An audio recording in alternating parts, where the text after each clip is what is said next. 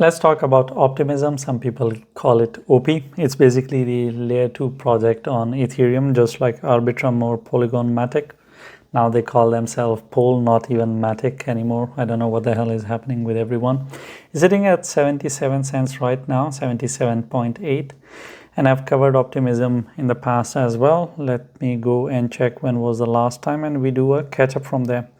While I search for it, if you can be kind enough, if you could tell me that what do you like about Optimism and why are you invested in it, that is going to help me in understanding the investor's mindset. And of course I write books, maybe I can add it as a paragraph, so do let me know in the comments.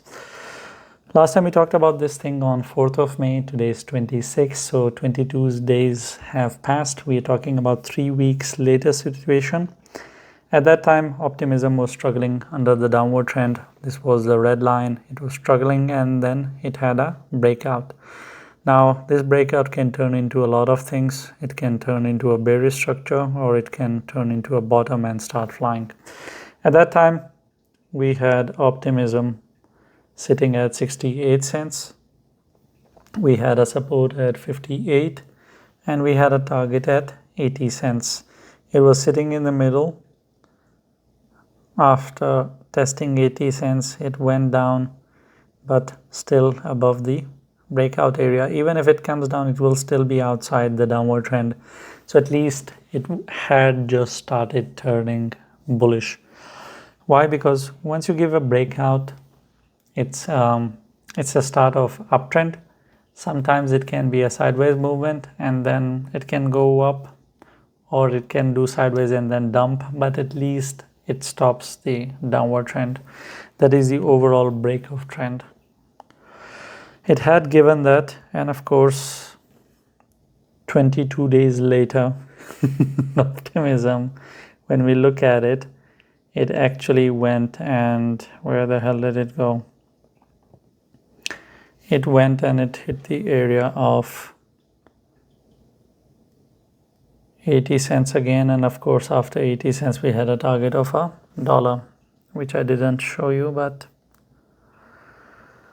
this was the case scenario. If you remember, it hit that area. This was where it was in the middle. I always say that even if you think it is going to go up, don't buy it. Always let it go towards the support area, then buy. Don't jump in the middle. When it is in the middle area, it is a 50-50 game. So it was sitting at 68 cents and waiting, of course, helped. It did come down towards the support area of 58. And from there, of course, it started flying towards 80 cents, our first target. Then it made another attempt towards $1, which is a psychological target anyway, but it failed and it plummeted, and today it's sitting at 78 cents, 77 cents as we speak. So this makes our life easy, life extremely easy. If it is not holding to the 80 cents, which means if it is not able to close 2 daily candles above 80 cents, it did close one, but the second one didn't. We need 2 closings above the 80 cents. If it does, then it will shoot up towards $1. So far it has gone up to 95 cents, almost towards $1. We would still expect it to go and hit that $1. It's 78 cents right now, so it's still below 80 cents. But if it is not able to capture the 80 cents, then I would expect it to go back down towards 58 cents, which it has done in the past, and that is how simple Optimism is. Thank you for watching the video. If you have any questions, or I have touched on a topic and you expect me to explain a bit more, I'll try my best to explain that to you in the comments. Leave a comment, and I'm not going to tell you to like and subscribe, because if you're not interacting with the video, or if you're not subscribed, you're not going to see all the 10 videos that I make every day. You're going to miss out on it, and I think you are educated enough to understand what to subscribe and what not to, because if you want to miss out on it, then why not?